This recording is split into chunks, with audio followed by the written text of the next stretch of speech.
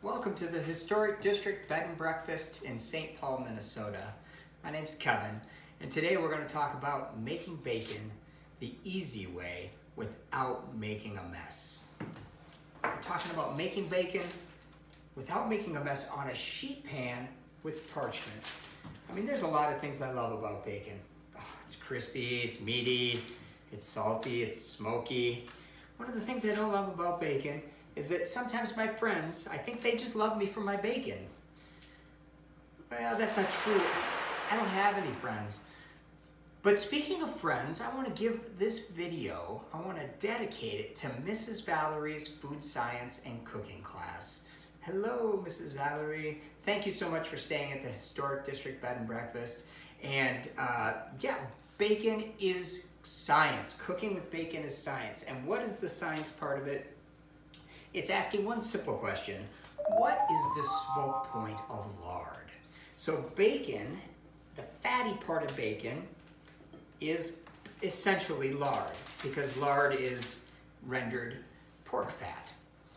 The smoke point for lard is 380, 385 degrees. So whenever you're cooking with any fat, asking the question, what's the smoke point of that fat is super important, because if you go past the smoke point, at that point, it will start to burn the fat. It changes the flavor, it changes the color, and it makes a mess because it starts to splatter all over the place. So today we're going to be cooking pork at 380 degrees in the oven, and we're going to be cooking it for somewhere between 16 minutes and 20 minutes. And the range there is because it depends how much bacon you're going to put on your sheet pan. If you really fill it up, it's going to be closer to 20 minutes, and especially if it's bacon that's right out of the refrigerator. You can see that just at 15 minutes, this bacon is not quite done. It's very white. Now look at it at 17 minutes, how bubbly it is and how it's changed color a little.